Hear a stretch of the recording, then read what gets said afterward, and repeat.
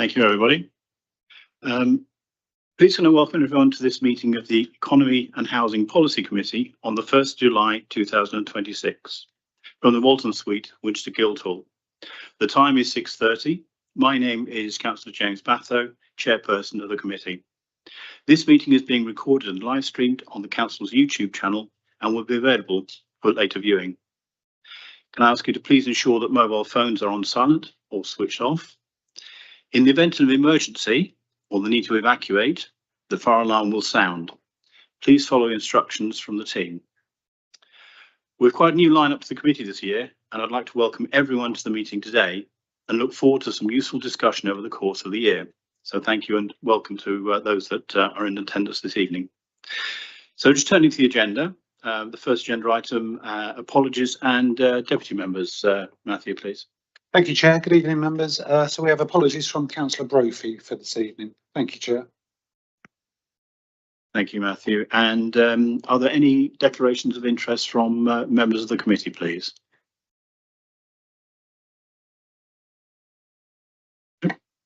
Great, thank you very much. So moving on to item 3, which is the appointment of a vice chairperson for the 2026-27 municipal year. As this is the first meeting of the committee in this year, it will be necessary to appoint a vice chairperson. So I'm going to call for any nominations, please. Thank you, Councillor. Thank you, Chair. I would like to nominate Councillor Morris for the vice chair. Thank you, Councillor Atchwell. And could I ask for a seconder to that nomination, please? Thank you. I second the nomination. Thank you. Thank you, Councillor Ferren. So with that nomination, I'd ask for Councillor Morris to come and join me at the table. Thank you.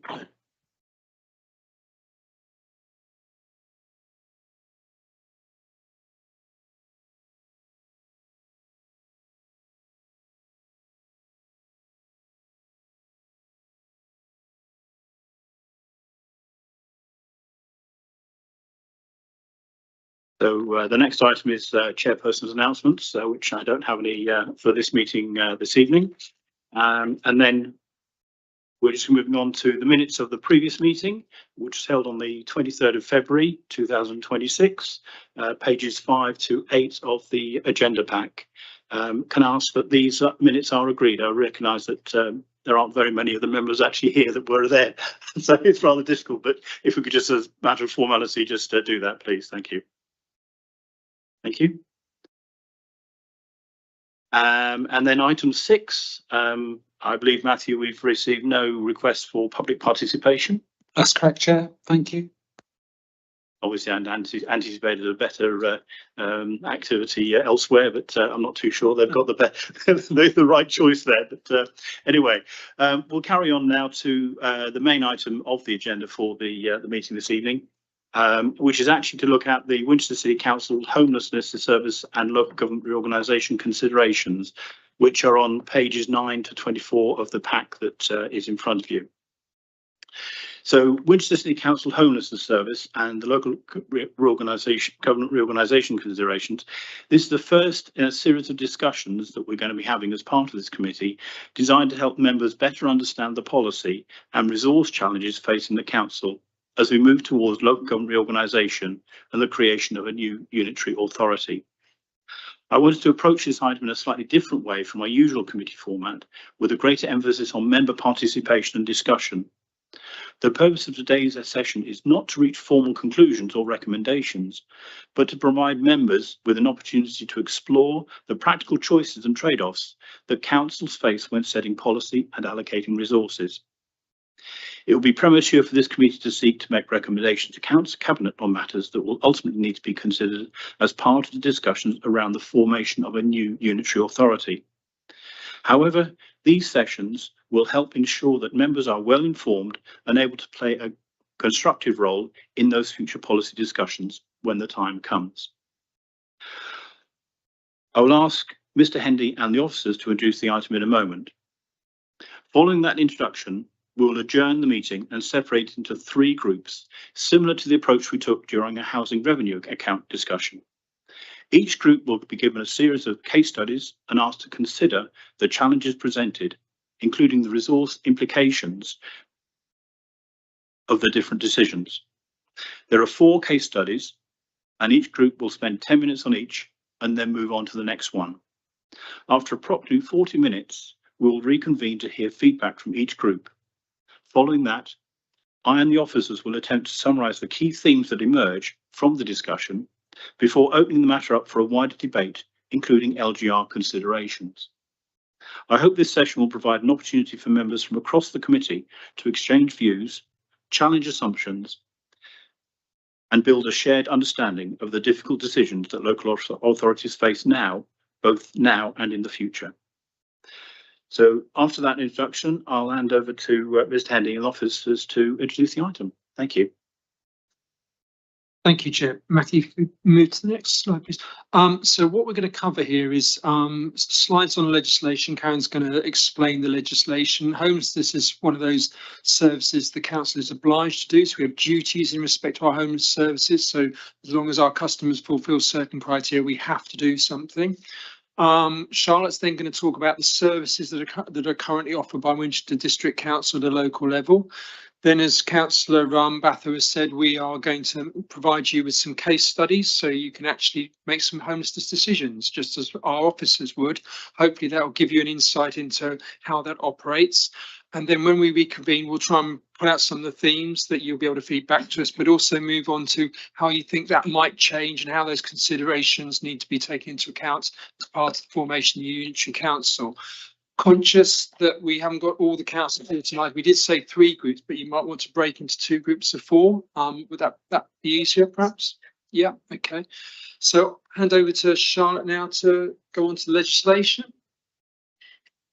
Thank you. Karen, Okay. That's okay. Good evening. My name's Karen Thorburn for the new members, and I'm the corporate head of housing.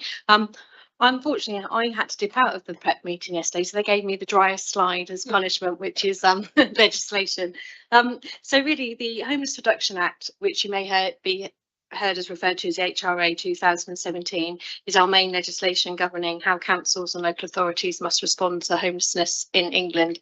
And I think it's fair to say this is the biggest shake-up since 1977 and 1996, and then it became law and enacted in April and October of 2018. I think it's fair to say it significantly changed the system, focusing on early intervention and prevention, and extending those duties to all eligible households and not only those in priority need.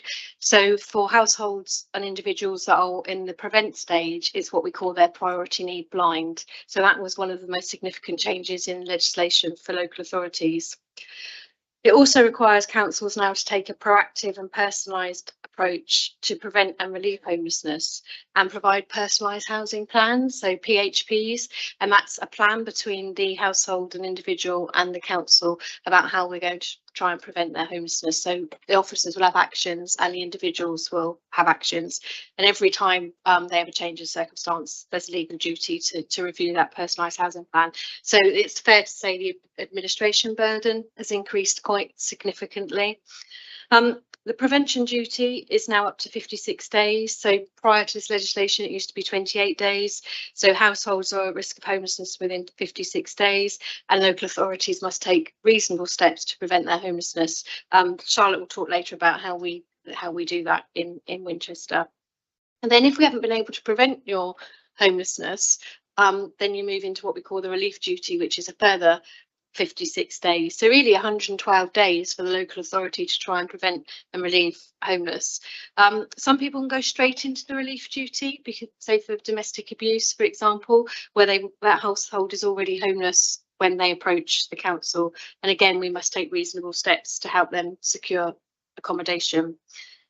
If we haven't been able to prevent or relieve their homelessness, we may have a main duty. So therefore that household would have to be homeless, eligible. With eligibility, they're not subject to immigration control, has a priority need. So for example, a pregnant lady and those who might be expected to reside with them, families, vulnerability. They're not intentionally homeless, so they haven't done something deliberately that worsened their circumstances. And then the council must secure suitable settled accommodation. So that's a really quick tour of the legislation, but they are the main principles that guide our duty. So I'm just going to hand over to Charlotte now, who's going to talk about how we deliver that in Winchester. Thank you. Thank you, Karen. I think it's fair to say that we're really, really proud of our housing options and homelessness service and how that operates in Winchester and the wider district. It really starts with our open, accessible and really reactive duty service. And what that means is that we have a number of officers, a number of housing options officers who are available, and they do all the casework, but one of those officers will always be available on duty to take an approach, whether that is by telephone, through email, or a walk into the city offices. It's quite rare now within Hampshire to find an open customer service centre where someone can actually walk in and get advice and assistance pretty much immediately. We have to work with other local authorities all the time, and if we call them, you might get stuck in a queue and say you're 10th in the queue. And if you can imagine someone who's facing homelessness, someone who's in a really difficult situation, they're trying to get the help they need and they have to sit there and just wait, and they might give up, they might lose their confidence. So we're really, really proud that anyone can access our service really quickly, easily, speak to an officer, have a full assessment and get hopefully the support and help that they need to resolve their homelessness situation. So that sort of leads on to the early intervention and prevention work that we do. We work really closely with all our local agencies, hospital, probation, adult services. They all know that we're an open and accessible service and can come to us for advice, even if that's sort of a bit off the record advice about a case. We work really closely with them, and all that means is that those families who need that help can get that really quickly. The longer we have to work with them, the better, because the more likely we'll be able to help them resolve their situation. We've got a whole range of early intervention and prevention options. In the last quarter, the quarter that's just ended, we dealt with 104 households. Well, we dealt with more, but we had duties to 104 households. And of those households, we prevented or relieved 61 of those cases, which is 56%. That might sound quite low, but the government is, the national target is 46.5%. So actually we've well exceeded that target. And the government suggests that if you are preventing or relieving more than 46% of your cases, you're in the top 25% of councils nationally for your performance. So we are a really well-performing team. We do this through all the homeless pathways for our client groups. Each sort of individual client groups, families, mental health, asylum seekers all have a sort of set pathway that we'll go through with options. We work really closely with a lot of our partners, especially for single homelessness, Trinity, Emmaus, the Beacon, Systems Advice. We have really good working relationships with those services, and they all help play a part in supporting those households. We've got a lot of individual support officers available now. Over the last couple of years, we've really grown the team to complement the officers doing the statutory work, and that's something that is really heavily highlighted in the new national strategy for ending homelessness that was published in autumn last year, and that's something that the government are really pushing for other local authorities to do as well, to ensure that those households don't just get basic advice and assistance, they get more support to help them deal with the issues that are causing the root causes of homelessness, really. So we've got lots of additional support available within our team through outreach, complex needs navigator, resettlement officers, a tenancy ready worker, tenancy sustainment for people in the private rented sector, and housing first worker as well.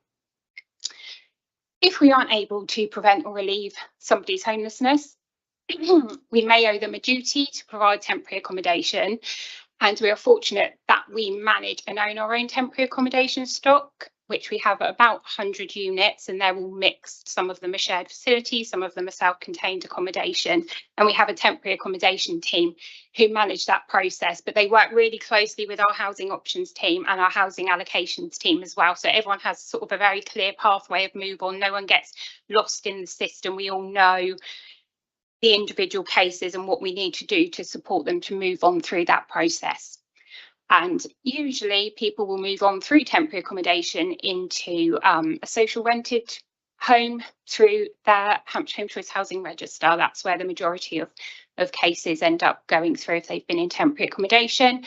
So all of that is underpinned and supported by our really good flow of permanent accommodation through the housing register.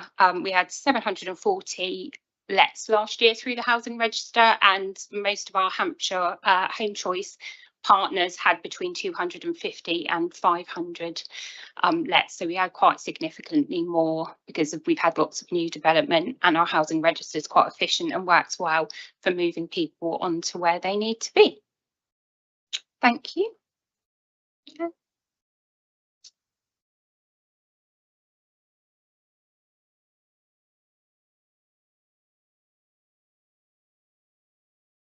So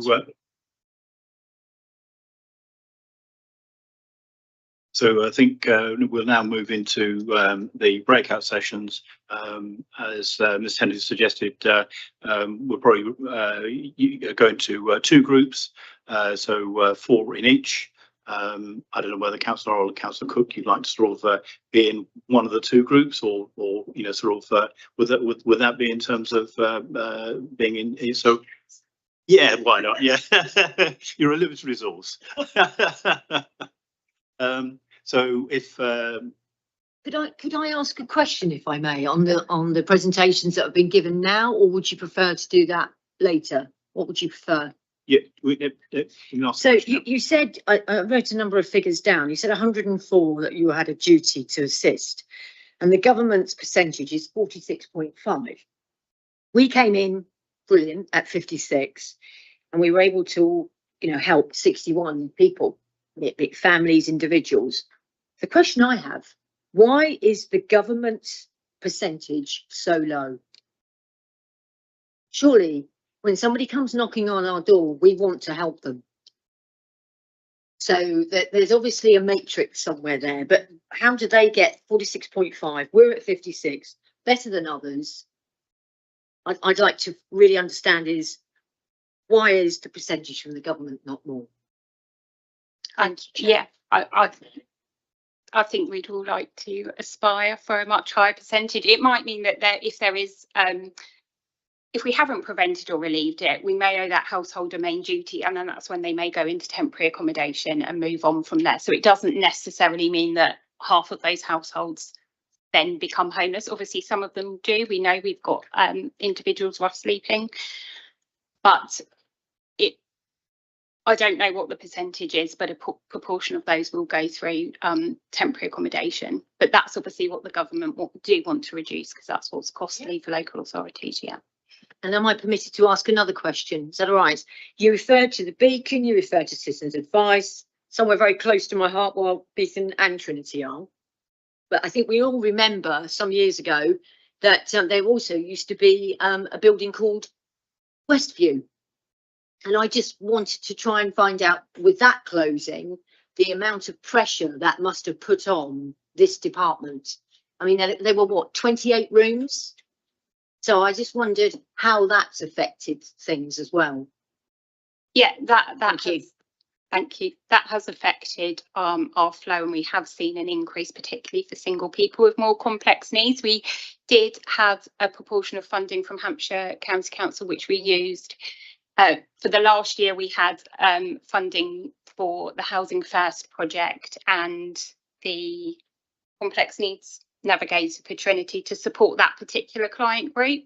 And then we're hoping to continue that on through the next 3 years with our new homelessness grant to make sure that those individuals still get that level of support.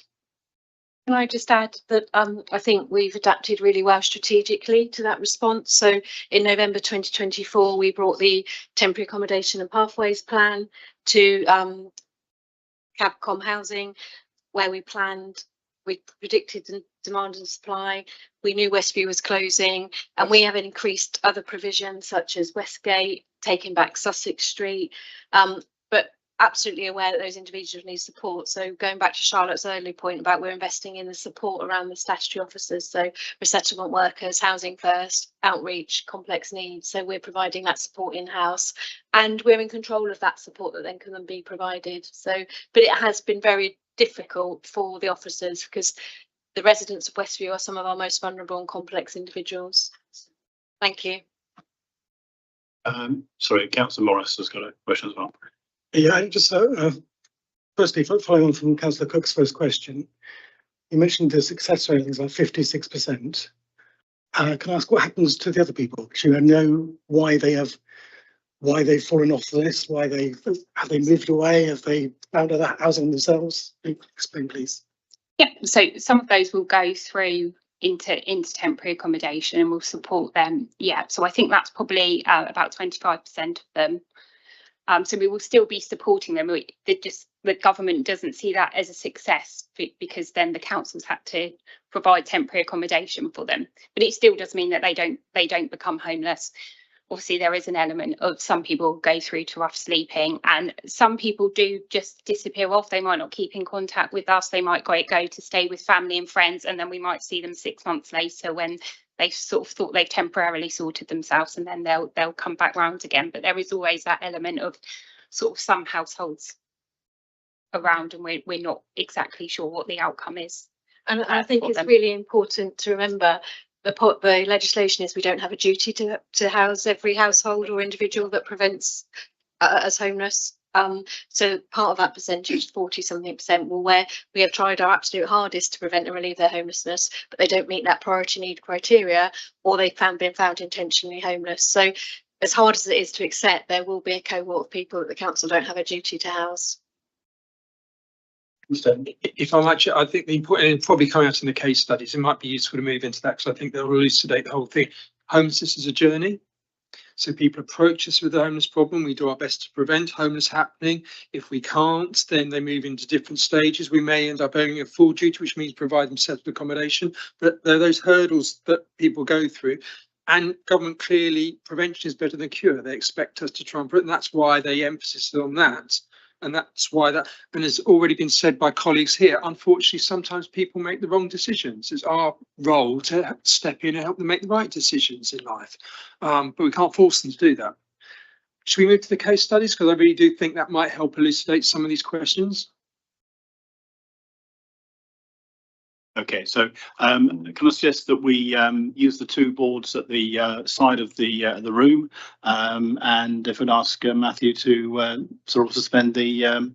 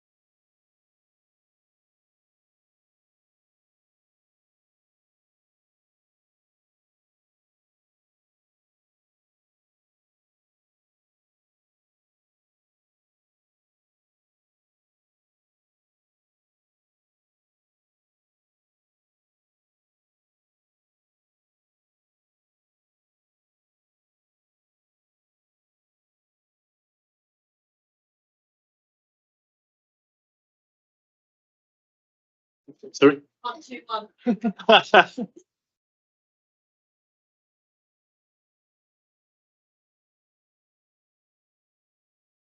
Right. So we'll get a quick update on the football before we put the the broadcast back on. So they won. So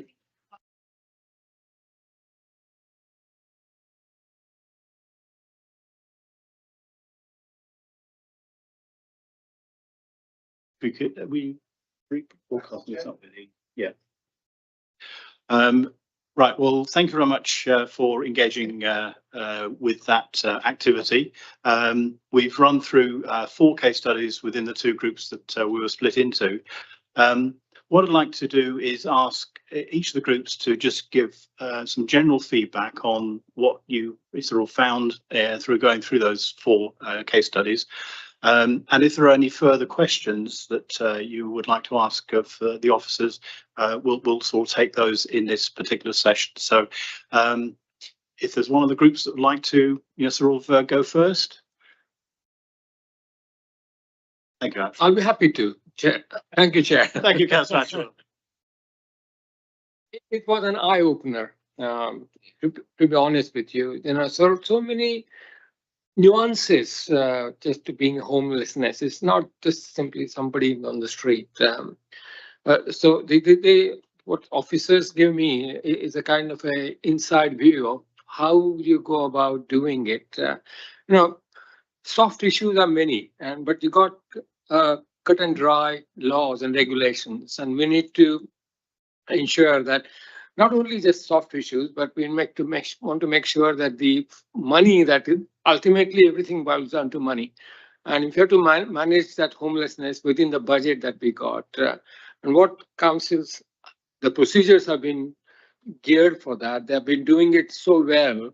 And one of the thinking I had that if we have the procedures so well written and so well executed, and already Karen and Charlotte have given the that feedback, why do we need this meeting? And answer became really clear that as a completely uneducated councillor, I got to know a little more about what homelessness means.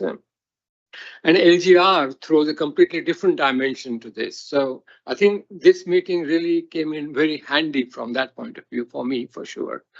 So thank you, officers, and thank you for the education that, thank you. Thank you, Councillor Atchell. Any others from that group that would like to make any further observations or If I may, Chair, yes. And it was very much an eye-opener. But I think for many of us as well, what is to come in the future with LGR and the money involvement. And, we've got a situation where you will be absorbing, as I understand, adult and children's services, and the budgets have just got to be right. Our budget, I think you've said, is 250,000 for bed and breakfast.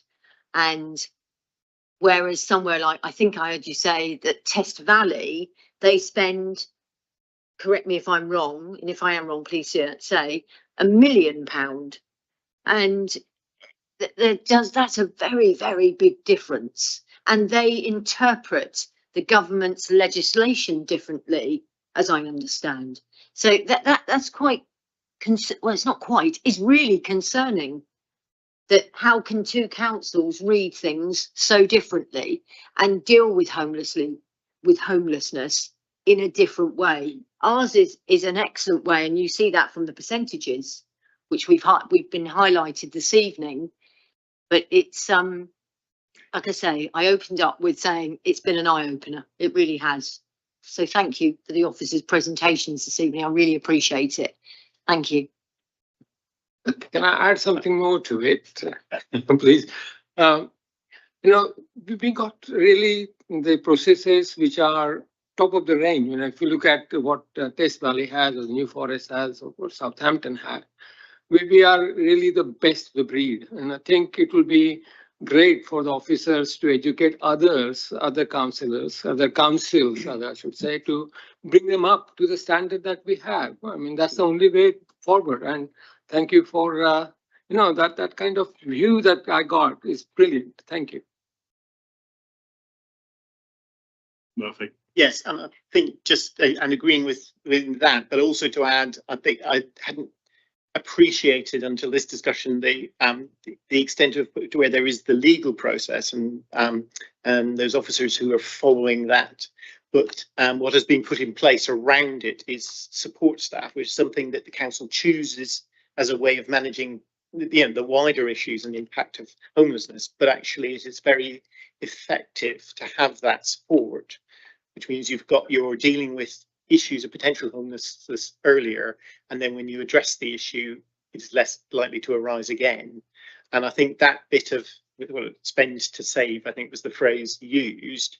Homelessness causes such difficulties for families. Concentrating resources there helps so much in other elements of the community. So this is something, even if LGR wasn't happening, we need, when we're making decisions around this issue, actually understanding the complexity of that interaction is really important. But with LGR, it becomes ever more important to see we're not just getting good results because we do the legal housing bit well, is what's around it as well. Thank you, Councillor Murphy. Councillor Cook, and then I'll ask the second group to give some feedback as well. Thank you. Are we in a position to find out how the other authority or the other councils have done? I appreciate our percentages, but could that be something that's brought to our next meeting? So we do these meetings on the quarter. You've given us these figures of the 56% and the government's 46.5. So it's the same for everybody. It's 46.5. So what are the other councils doing? Yeah. Thank you. Thank you. We can, but Charlotte's given you live data. The data for the other authorities we'd have to pull off the government portal, and they're about 3/4 of a year behind, or 2 quarters behind. But we can certainly bring the data that we have available to this meeting. Yes. Thank you. Thank you, Chair. Thank you, Councillor Cook. So with the second group, any sort of additional comments that you'd like to make over and above those that have been drawn out by the first? Councillor Horror. I think it's fair to say that we have a gold standard team here, acknowledged by third parties in that way, and I think we do this very well. We stick to the rules, but we're also flexible. We work with people, and we have, our system of telling your story once, particularly if you're in a domestic abuse situation or something difficult, not having to repeat it. Those sort of things are really valuable. To endorse the point about the support services that we politically endorse, as it were, as investments, and that goes right across the whole housing piece, not just homelessness, but some of the processes that we have. I think we realise that some of the mechanics we have, like Hampshire Home Choice, we need to really think about going forward. Because it's a really important mechanic, and we have that with one of the other authorities, but how that will evolve, how we will, what is the geography now, and sort of the references to other areas, so that will change. And also, I think I mentioned in our group the importance of the partnerships that we have here in the Winchester district that help to support us deliver, and that isn't common everywhere. Not everyone has the same attitude. And Charlotte just said to us about one of the other authorities, for example, if you're sort of private rented, we give people a banding at one level. One of the authorities we're going to join don't take the same view.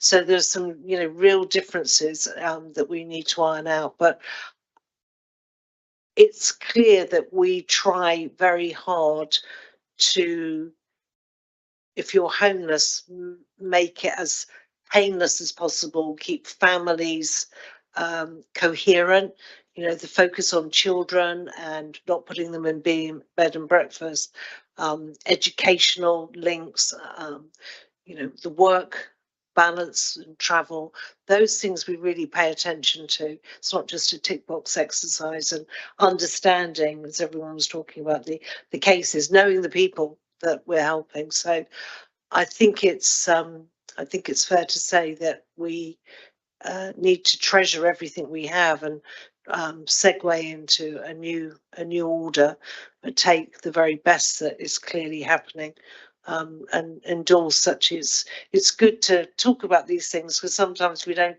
really shine a light on all the good things that are going on. Thank you. Thank you, Councillor Horn. Yes, Councillor Morris. Just obviously initially to echo Councillor Hall's words about it being the gold standard here in Winchester. And it impressed upon me that obviously when you're dealing with homelessness and people in domestic violence or poverty or drug use or all these different things, there are it's not a world of easy decisions. These are very, very difficult areas. And the approach taken, and the only approach taken, the approach you can justify is that one which is seen to be fair and transparent, which is based on need, and where housing is allocated, it's based on suitability. Because you will always see people say it's based on some other criteria. This person was friends with Johnny Morris and all that sort of nonsense. But what you want is something where an outsider looking at it would go, this is objectively, if I was in the same position with the same resources, I would have made the same decision. And moving on to this thing in front of me now, which is LGR considerations. Obviously their concern is that, that we are unifying with districts which have not only have different procedures and priorities, but they have different resources, and they have different amount of temporary accommodation and council accommodation. And any shadow authority or future unitary authority, I think, should take guidance from what we are doing in Winchester, because what we're doing has, as you mentioned earlier, has a much higher than average success rate. And that is what we would want to see for any future unitary authority. Thank you. Thank you, Councillor Morris. Yes, I think suffice to say the summaries that have been provided by the two groups are identifying that Winchester has a unique offering, and the officers and the team provide services and support above and beyond in terms of the legal duty that we have as a council. Not only ourselves, but the partner organisations that we've wrapped around and formed partnerships with over many years provide that extended service to residents and people who require that service within the Winchester district. And as now been alluded to, obviously we have local government reorganisation. That's going to widen the geography that as a council, those services are being provided over. So I'd like to ask Mr. Hendy to give us some background to those considerations that we'll have to think about as we move into that new unitary environment. Thank you. Thank you, Chair. And interestingly, some of the questions we put up here actually were mentioned in the group I was in, and we put these questions up just perhaps to provoke some more comment or question from members. The first one, we probably had the discussion in the other group. We definitely had the discussion about discharging statutory duty and where that should be in terms of provision of accommodation. A new unitary authority that stretches from the far side of the New Forest all the way up to East Hampshire. And that new authority will have homeless obligations across the whole of that geography. And there might be suitable, someone might make a homeless approach from one end of that authority, but a suitable offer accommodation might be the other. So that question was where that discharge of duty of offer of accommodation, should it be locally based or should it be a suitable offer anywhere in the geography?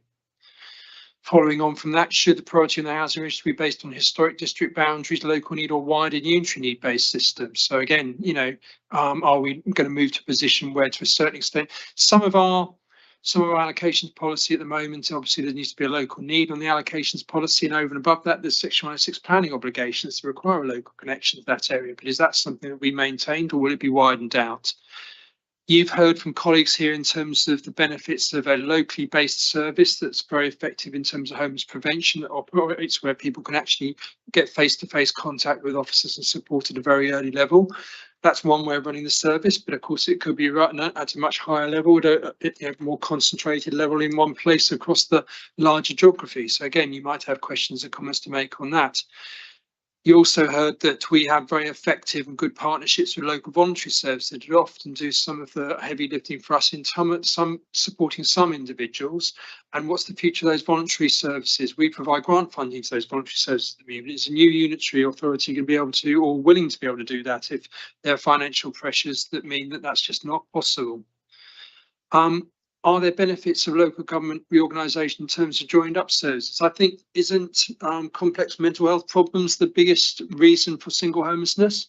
We don't provide those services at the moment, but they will be provided as part of a unitary council as part of adult social care, and therefore are there a bit opportunities to work more closely with those services and have a much more joined up and seamless support service to those individuals. So that would be suggest a beneficial situation to be in from LGR. Does LGR improve outcomes for complex households of risk and being lost in the bigger system? So one side is perhaps we'll be able to work with colleagues that provide support in terms of social care, or do we work at such a high level that actually people start falling between the cracks? That's something that you might want to consider. The pathways that we have at the moment, Charlotte's mentioned those, they've been developed and are effective, and we have our own accommodation. If we work on a bigger scale and there are more opportunities, will some of those pathways become more economic and viable and joined up again with support that sits alongside them? We talked about the partnerships that exist at the moment at a local level.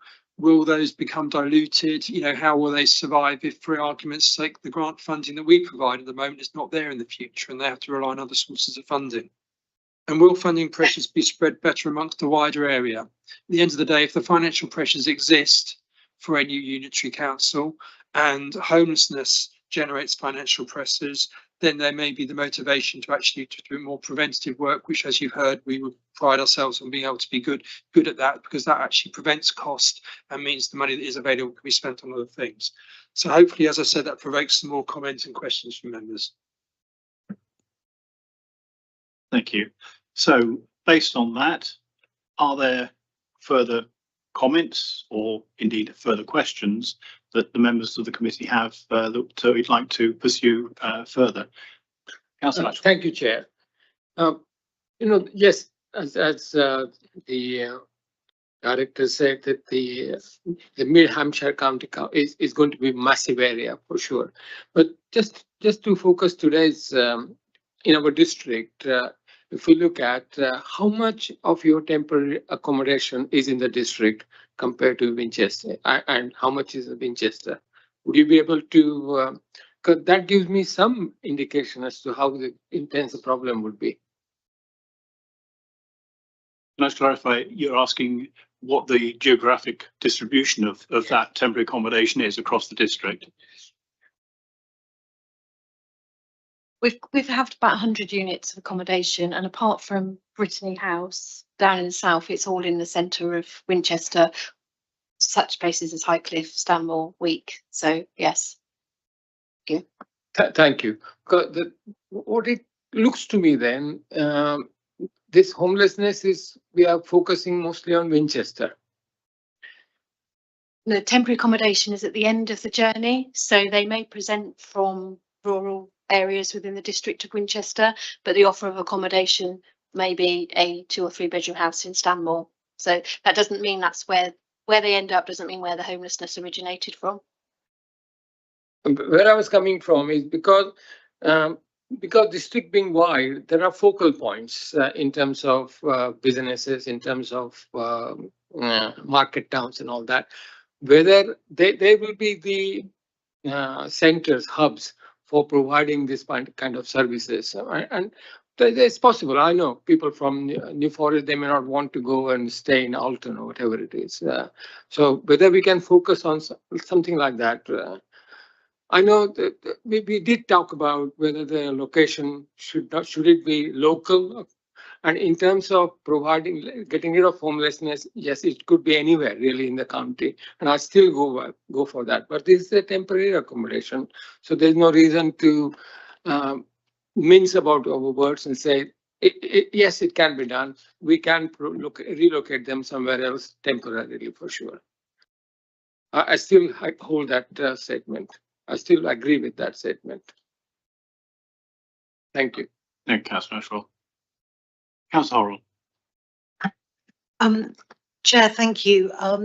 I think one of the things that we could be doing now is actually having a conversation with our partners, even though we don't quite know how the LGR outcome will fall. And I think this committee is one of those places where we could have that discussion, because as we say, we give them money and they give back to us in terms of working with us. But actually that conversation with those partners and how they're planning and what they're thinking, their understanding, which will then have an influence on how we can deliver going forwards, and what their aspirations are, whether they're having conversations with like-minded organisations in other parts of the new Mid Hants authority. I think that would be helpful to get their side of the story, and where we could ensure that as we go forward, we have a sort of consistent view, because again, we could take something that's positive into that broader discussion with the other authorities. And also, I think in our group, and we said it earlier, the Hampshire Home Choice mechanism, you know, how does that work? That's set up for a group of authorities now. You know, what will that mechanism look like? We have our own individual overlay on that and particular elements. What again would we advocate in a new authority, and whether we can keep those good learnings and take them forward, so you're not reinventing the wheel on everything, in terms of working with your new partner authorities. Thank you. Thank you, Councillor Horrell. Just wondering if there's anything sort of comment on what the boundaries might be in terms of how far conversations with other authorities, or should I say our partners, are in terms of looking at options as to how the outcome from LGR might sort of affect them. What sort of remit do either we as a committee or, you know, sort of the officer team have to have those conversations in anticipation of local government reorganisation and the creation of that unitary? Thank you, Chair. I think that's a useful comment in relation to working with partners, and there's a report going to Capcom Housing next week that sets out the allocation of homelessness funding into the future and protecting some of this district's funding to partner organisations in the early stages of LGR. So hopefully that's a useful response to that comment. In terms of the conversations with our partner local authorities, they're happening already, and it's really a sort of discovery stage of finding out what they do at the moment, what they have available in terms of demand and supply for accommodation, and that conversation will carry on. And really, in terms of redesigning services and policies, that's something that will happen post when the shadow authority is in place. So it's not something that this cabinet can actually influence, because it will be the shadow authority that will be involved in those discussions. Thank you, Ms. Hendy. So yes, there are. I understand the intent of the observation, Councillor Horrell, but I think there are some constraints that will be on this committee in terms of understanding who ultimately will have to make those decisions, and many of those will be outside of our remit and will be with the unitary as and when it's formed, and you know, sort of then it'll be down to the members for that committee, or for the committees that are formed within that authority, to be making these decisions. Sorry. Can I just come back on that? I think it's a bit like giving someone a straw man. If you're going into a meeting and you've got a good, you know, I've mapped this out, what do you think? It's going on all of the time in the LGR discussions already in other places. So I don't think it's wrong for us as an authority to say, we actually do it like this. This is our sort of crafted version. Have a look at it. You may like it. I don't think it would be, I don't think, you know, as the new shadow authority comes into play, they've got a lot of things that they have a priority to do in terms of the deliverables. And I think we would be remiss not to package up some of our good things and say, you know, here's a playbook, have a look at it. Here's a straw man. You know, these are things that we do successfully. You might want to consider them. And I think that's the way you want to play it. You're not telling others how to do it, but you're offering up some good practice that we perhaps refined.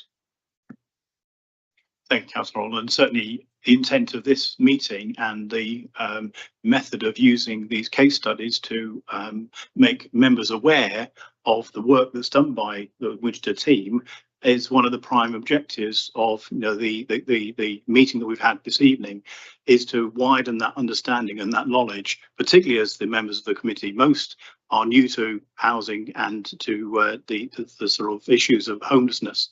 So it's actually to make them aware and for them to then act in those ways as ambassadors for the good work that's being done by the officers here. And that if they are in then an opportunity to talk to fellow councillors in other districts, other authorities, that in that conversation they can then impart some of that sort of knowledge about the way that Winchester does things and convince or to try to start that discussion with those other authorities. But that will have to happen outside of this committee, because this committee doesn't have any responsibility for that new authority that will come into place in April of 27. So that's the constraints that we have here as a committee. However, it doesn't constrain, officers and members of this committee actually promoting Winchester as that gold standard, and to suggest that that might be a model that other authorities want to then pick up and to then carry through into that unitary organisation. So I think that's the position we have in terms of this meeting. It's very much about widening that understanding and making people aware and the members aware of the good work that's being done here. Councillor Murphy. I think it's going to sort of emphasise the point that Councillor Horrell was making, but maybe use slightly different language.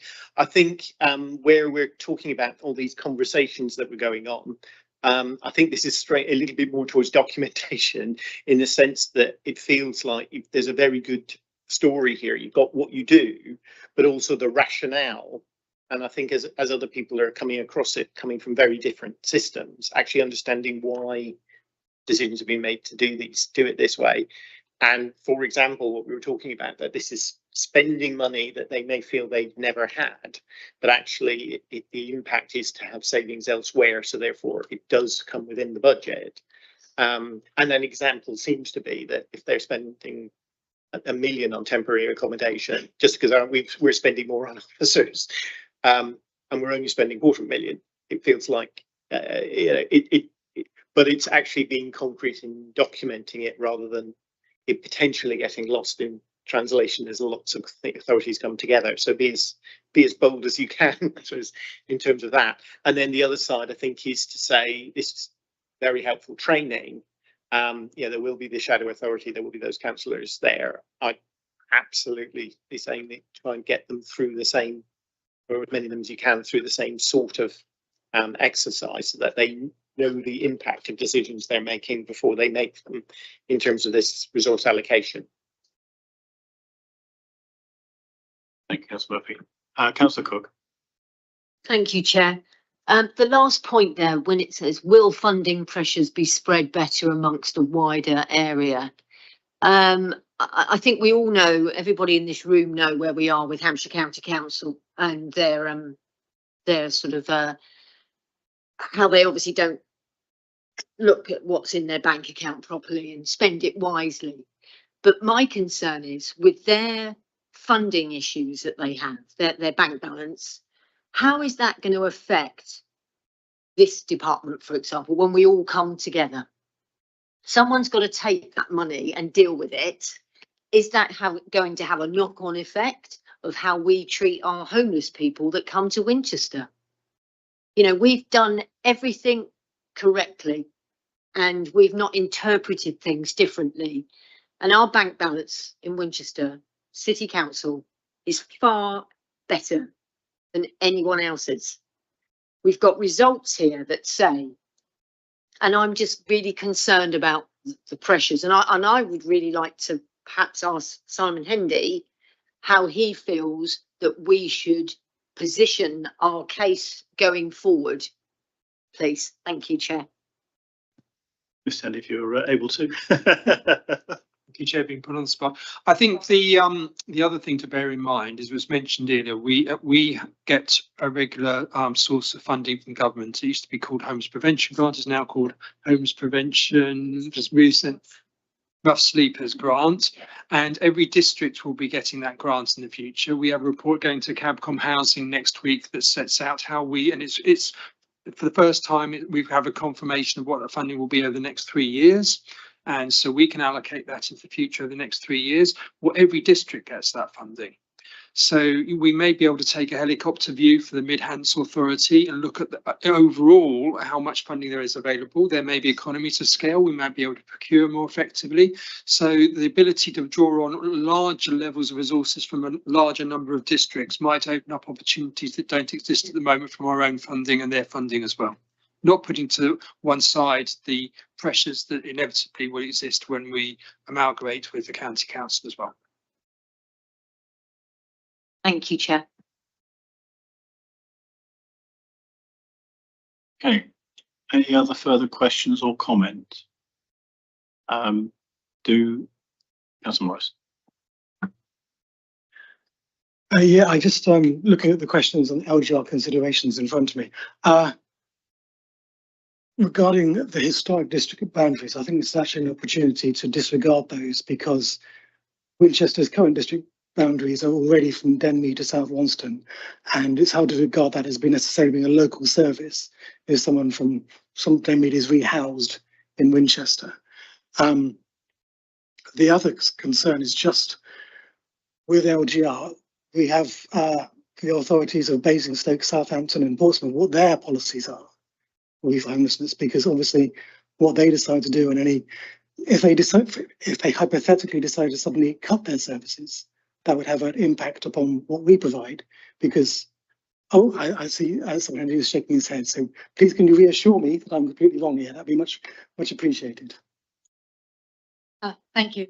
That happens now. So different local authorities will interpret legislation and they will get a different service provided to them. However, the legislation we spoke about earlier about local connection, so they may cut their services, but if they don't have a local connection to the new Mid-Hants Authority, then we won't have a duty to house them. So they may decide to cut support services, but the statutory duty will remain with that authority. If an individual has a local connection in 2 or 3 different places, they can choose where they make their application, but that's how it works now. So there won't be any difference in that regard. Thank you. Just the final point is just I was enthusiastic and just by the idea that we could improve outcomes by combining mental health services with our homeless provision, and without suggesting that people are falling through the gap, because I don't think that is the case. Could you outline how that would actually be improving, ways in which that might actually help us? Because I would imagine it's much more in preventative area than it is in sort of dealing with people. Well, I don't know. So could you give me some more details on that, please? I don't know if colleagues have got something to add to. I'm aware of some individual households who we have decided we have a homeless duty to, and we're conscious they have social workers supporting them, provided by Hampshire County Council at the moment, their particular needs. So for one organisation, it begs the question whether we can work much more closely together and align ourselves and make sure that the support is appropriate from both our service and also social services. Any examples? I can think of one particular individual that we've been working with recently. Is it the case that other unitary authorities that have put this in place, have they made efficiency, things have worked better with as a result? Yeah, I just think joined up services at the moment, it's very difficult when you have different budgets, different leadership, different organisations, different policies. If we're all one organisation and ultimately the goal is the same, is to support that individual, then I think it's a lot easier. And now I've worked where different services have come under one roof, if a better term, and it is better because you could be sat next to a social worker and you can have that conversation. So hopefully we see it will improve outcomes because we'll all be under one roof with the ultimate as the same goal of supporting that individual, in theory. Yes, I mean, we had the example earlier on of cuts being made in Hampshire County Council, which then had subsequent sort of consequences for Winchester City Council, because the county were doing that work as a discretionary aspect. If they then cut their budget because that's what they have to do, and take that discretionary spend away, it then puts that onus on the city council, who has a legal responsibility, so a duty of care to actually support that. So that barrier between those two organisations with the unitary will disappear, and there's no benefit to the county because they'll be the same organisation as the district that then has the legal responsibility. So I think some of those currently artificial decisions that are made, because it's that budget that then is being sort of reduced, and that's the way that that organisation can balance its budget, will then be put into the same pot, and it will then be a consideration across the board about what the best approach is to actually that particular situation. So I think in that regard, LGR will have benefits, because it actually sort of puts the organisation in the responsibility for the whole, end-to-end provision of that service. Whether then the budgets themselves within those separate organisations can be retained to the level that they currently are, and can provide that sort of additional discretionary service that Winchester does, is then a question. So, but I think, as was being, and within that, the adult and social care side, there is then the access to CAMS and the sort of integration of those services, which would then be available sort of within that same organisation. So I think I can see that there are benefits in terms of a single responsibility and a sort of an access to other services that aren't currently within Winchester's remit, or if they are, they have to be done through a third party, whereas in this case it would actually be then within the single organisation. Councillor Atchwell. But isn't our homelessness budget is ring fenced? It can't be spent anywhere else. Oh, it's not the case. It's not. Okay. I stand corrected then. Thank you. No, the general fund budget isn't, but homeless prevention, the grants we get from the government is ring fenced. Yes, we can't spend that all on environmental health, but otherwise, in terms of our own funding within the council, that's not ring fenced. No. Okay, I think we've come to a conclusion in terms of the questions and comments. Any debate that members would like to have on this topic before we then move on to the next item? Councillor Horrell. Chair, just to add to some of the conversation, I mean, I think the joined up element is particularly for other services, is a positive. The one thing that I think we need to be aware of in Mid Hants is simply our geography, the scale of our area. I think Mr. Henry's already mentioned, just from west to east, as it were. It's not like the concentration in some of the other unitaries in terms of where their residents reside, and the rural nature of what we are going to represent. And I think that is something that sort of as an overarching theme, one hopes that we will pick up when we look at governance and those other elements for the new authority, because there are ways of managing things that give you an element of local influence versus the total geography. I'm just conscious of that, and we've touched on some of that this evening. So perhaps a thought to park for other discussions. Thank you, Chair. Thank you, Councillor Hall. Any others for debate? Okay. I'd just like to say thank you again to the officers. I've attended a couple of events of the team at the hotel by the Science Centre, and sort of it's been revealing in terms of listening to other members of not only your own teams but those partner organisations, and the depth of working relationship that you have with them. And I think hopefully the conversation we've had this evening extends the understanding of that to other members of the committee, and that we will be, you know, sort of the ambassadors for the work that you're doing in terms of any other conversation that we have with either members of this authority or any other subsequent authorities. So thank you very much for bringing the information to us, and for the challenging scenarios that you've put to us, which actually have obviously highlighted and made members aware of some of the difficult decisions that you make on a day-to-day basis with regard to responding to people who make themselves or present themselves as being homeless within the district. So thank you all very much. So we move on to item 8 on the agenda.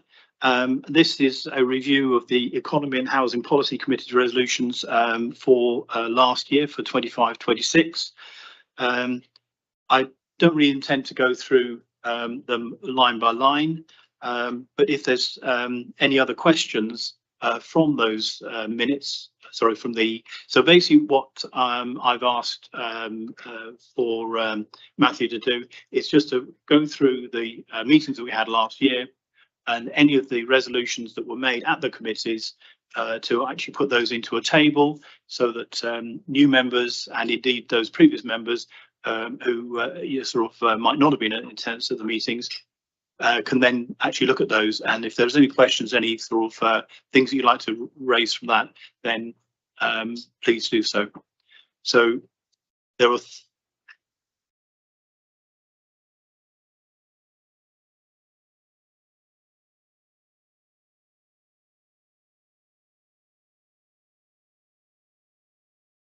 There were 4 meetings last year, so I'd just like to ask if there are any questions from either of those 4 meetings that of the Councillor Ashwell. Thank you, Chair. I got a couple of questions. The first one is on the meeting held on 2nd of July 2025 regarding the social housing regulations. The third point resolution was the cabinet member consider the committee's comments raised during the discussion of the item. What were the comments? And it says no update necessary. I mean, all the comments were incorporated. Or was there anything interesting that we need to understand? Sorry, Councillor Ashwell, I assume the comments are actually in the minutes of that particular meeting. So if you want to go back through those, then sorry,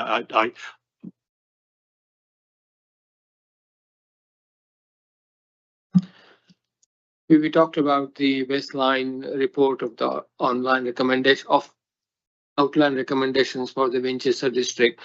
Question is whether, I'm not sure whether you considered at that time approaching various cruise companies, whether we could invite some business in Winchester by offering some attractions to the cruise companies. Whether that was discussed or not, I'm not sure. Whether there's any possibility of doing it. Thank you.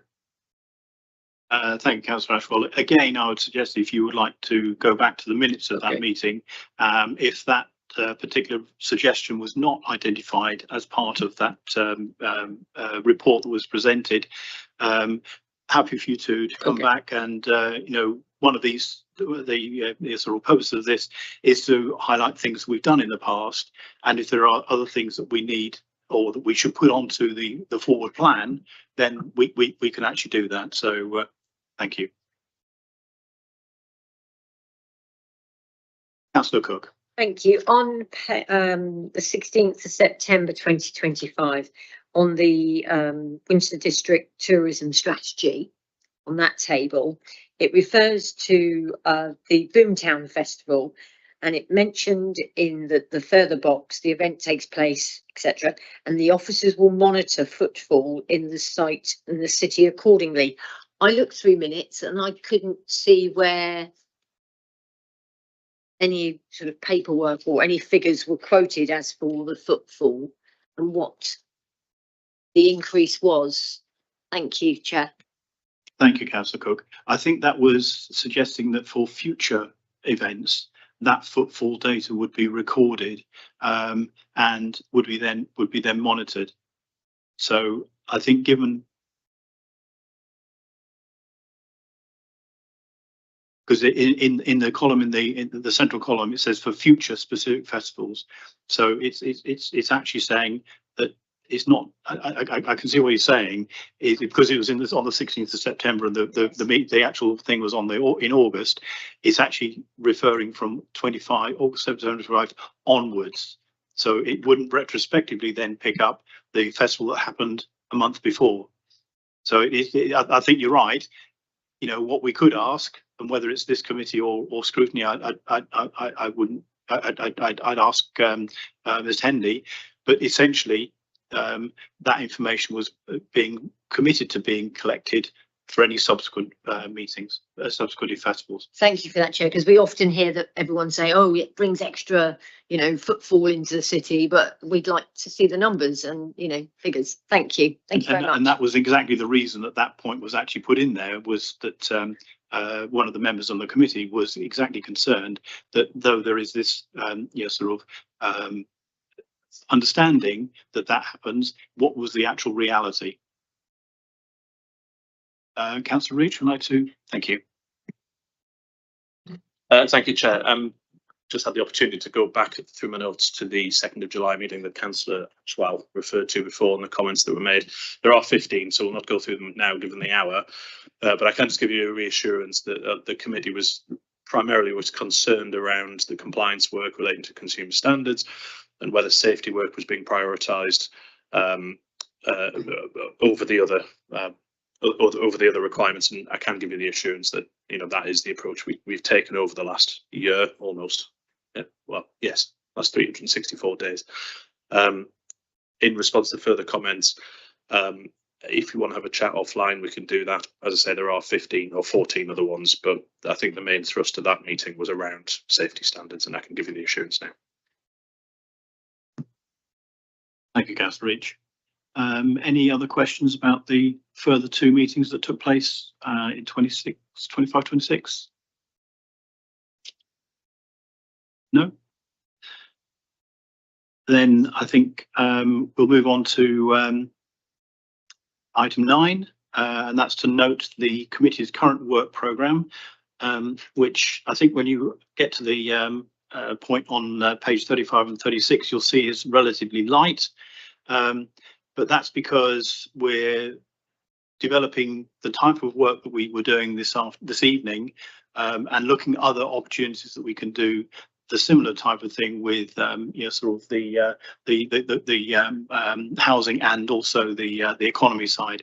So the agenda or the forward plan will develop, and I'll be working with Ms. Hendy and the other officers as well as Councillor Reach and Councillor Thompson to actually bring forward a list of activities that will explore some of the other topics in a similar manner to that we've undertaken this evening. Are there any questions about that, or should I say any suggestions that you have that we could actually explore in terms of the type of topics? Councillor Horrell. I do, Chair, if you'd be so minded to take on board some other thoughts.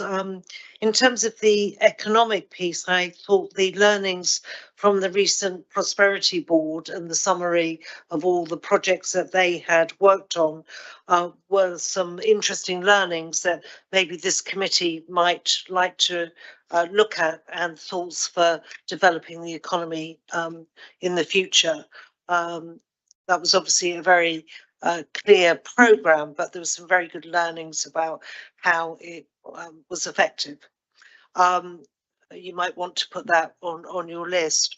I am lobbying again that I think this committee, with its housing hat on, should be having a conversation with our charitable partners the Trinities, the Beacons of this world, and how, because we're the input committee, into scrutiny committee, as it were, on how we move forward and how we might galvanise that great resource that we have.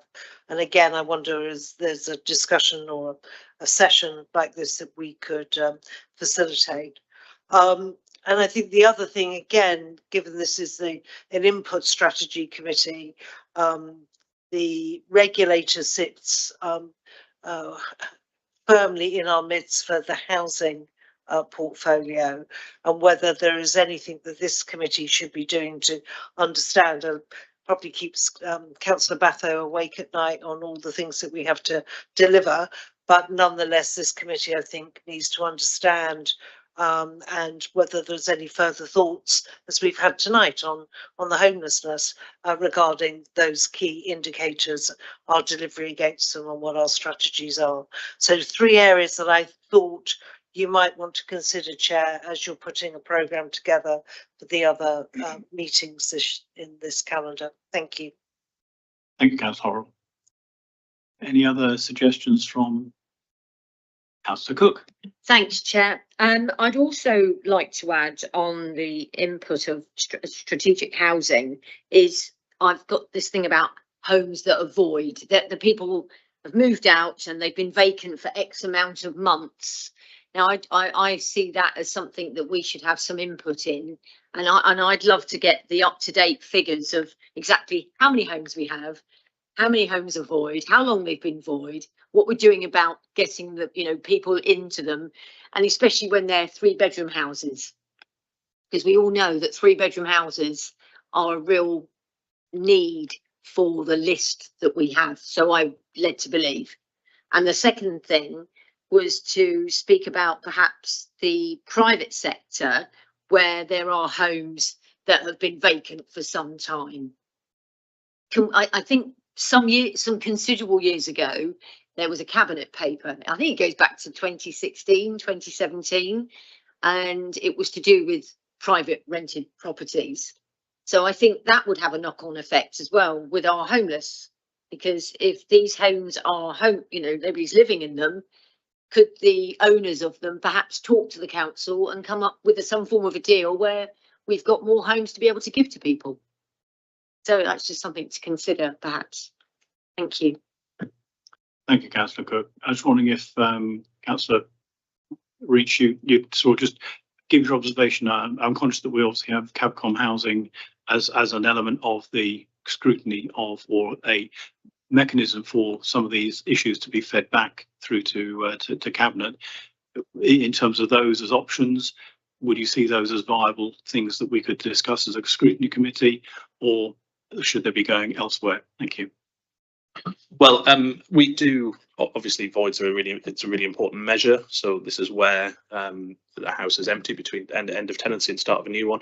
It's something Councillor Horrell has raised a number of times, and we monitor it. I think we report on it through the performance panel. Looking at Mr. Hendy, who's stony faced, but we certainly have the data. It's trivial to share that, so we can do that. It's something we can certainly talk about. It's quite complex when we get into it. Obviously, we don't want homes standing void because that's a cost to our tenants, and it's a home that could be in use.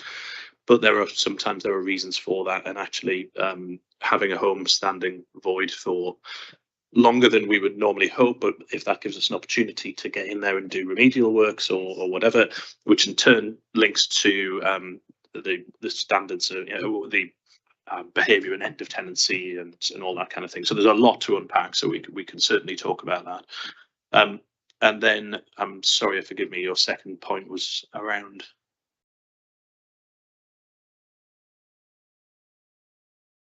Oh, private sector, yes, of course. Private sector empty property strategy. Yes, indeed. So I think we're all aware, and certainly in my ward, I can immediately think of 3 or 4 homes that have been empty for quite a long time.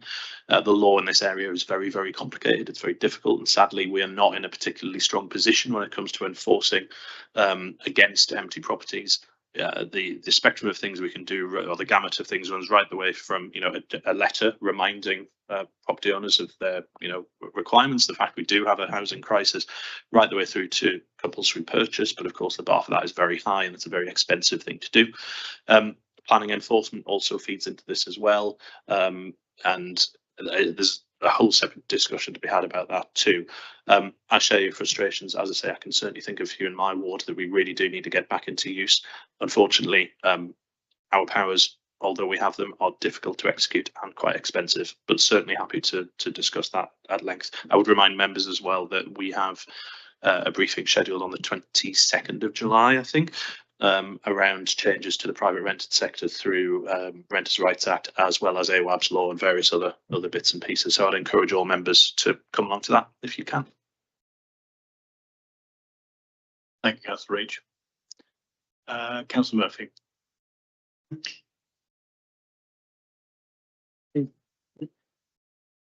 Apologies. I think running through what we've done over the last year, it's striking me that the district tourism strategy 2026-2030, given the significance of tourism to the area, is something I definitely want to see picked up in this process of stepping us through where we are as we go through the LDR transition. There was a lot of very promising work, and again some leading work that we were doing in the district, which was intended to be shared across Hampshire, but obviously that now goes in different directions than it would have done before. And I think in particular, it was things like the strategy to get more people to stay overnight, the higher spend, and how that would build is how that is impacted, as well as transport. I mean, it links through to many of the other things that affect what we do economically. Yeah, Councillor Murphy. Yes, that was something I was talking to Ms. Henry today about, is sort of an update or some form of review of where things are in terms of tourism and the sort of economic areas, in anticipation to some extent in the similar way we've done this evening, of local government reorganisation and how that might be looking to be sort of falling out with regards to that. Yep. Councillor Ashmore. A couple of years ago, I think we talked, probably we still do, as council, we provide support or grants to ensure that the person or residents can continue to stay in their homes, providing some, if the elderly person may provide some showers and that kind of thing, or modify the showers. There was some discussion on that, I think, a couple of years ago. Whether that discussion has led to a policy or not, I'm not sure. Whether it's possible to bring that out somewhere and share that with us. Thank you. Mr. Henry is still whispering in my ear, so I think he's got some. Through you, Chair, yes, we did develop a policy that came through this committee, I think last year, if not the year, not last year, the year before, and that's led to a new policy being developed and being implemented now. So yes, that's already taken place. You'll be able to share the feedback from that as to what the input is from the people who been supported or not supported, as the case may be. Thank you, Councillor Ashwell. Councillor Cook. Last one, I promise. Some years ago, I was, I'm trying to think what committee I sat on, to be honest with you. And I had some interaction with the Winchester market. So for tourism and economics, I think that perhaps, do we ever liaise that much as this committee with the Winchester market and the mix and you know, the positioning of where the stalls are, etc.? Because it's about a feel factor, isn't it? And it's when people walk in that high street. I know there's sometimes when I walk up the high street and the market's there, they've got a different selection of market stalls. But I just wondered if that's something that would we even be able to invite maybe the market manager or owner to explain what his terms of, not say his terms of business, but how he, you know, organises the various different selection of market traders that are there. Just a thought. Thank you. Thank you, Councillor Cook. Yes, I'm aware that we obviously as a committee reviewed the Newmarket sort of a lease that has now been running for probably about a year. So whether there's an opportunity for this committee to sort of ask for a review of that, again, recognising this is a policy and forward-looking committee rather than sort of necessarily looking back. So yeah, I can understand the request. I'm just not sure, and I'll have to talk to Ms. Hendy about whether it's this committee that does that or whether it's sort of the scrutiny committee that might do it. But certainly I think there would be a benefit for this committee and the new members of it to have an understanding of that within the concept, the sort of discussion that Councillor Murphy was asking for in terms of the visitor economy. It's certainly one of those attractions that brings people into Winchester, and therefore, sort of would be, I think, part of that overall conversation. So can I just ask Councillor Reach to? I was just going to suggest that Councillor Thompson's been leading this work. It sits in her. We're not siloed, so we work as one team across the cabinet, but she is the expert on this. I think my suggestion would be the town forum Winchester Town Forum would be a very good place to discuss this, which of course visiting councillors are more than welcome to come along to, because they have a range of informal working groups who can really get into the detail, and that might be a good place to ask the questions and raise your concerns. And I did actually say I wasn't going to say anything else, but it is market related. What about the Christmas market as well? That's held every year. And it brings a lot of revenue to our wonderful city. So that would also be nice to know what's happening with that and the mix. And is that something that we could be involved in? Thank you. And I'm sure Councillor Ridge could give you some explanation of the impact that has in terms of traffic in the city centre as well. But Councillor Ridge, maybe just constrain it to the Christmas market itself. So yes, again, Christmas market is a huge draw to Winchester. It's really, really important. No better time to think about it than high summer. In fact, I met with the chief, I think it's the chairman strictly of Winchester Cathedral Enterprises only last week, and had a conversation with them this morning. Just about how we can work better together as a council and with the cathedral, but also with police, the Bades, Winchester Town Forum that I mentioned, and any other interested party, because I think we recognise it's a really important thing, but does have significant impact on the town. Again, it's something that I think Councillor Thompson would take the lead on, and indeed has volunteered to do so. Having only discussed this on Monday of this week is something that we really need to have a bit of focus. So I'd suggest again, Councillor Thompson, I'm sure she'd be happy to come along and talk about it, but it's absolutely an outside because we have to do it better. And having spent a wonderful day with Councillor Batho while he was still a bus driver, we seeing the effect on the park and ride during the cathedral during the Christmas market, can certainly see firsthand what the impact it has on our town. So yes, I can assure you the work is in hand. Councillor Thompson's in the lead. I'm sure this committee could discuss it, but again, the town forum might be a bit more agile and a bit closer to the detail.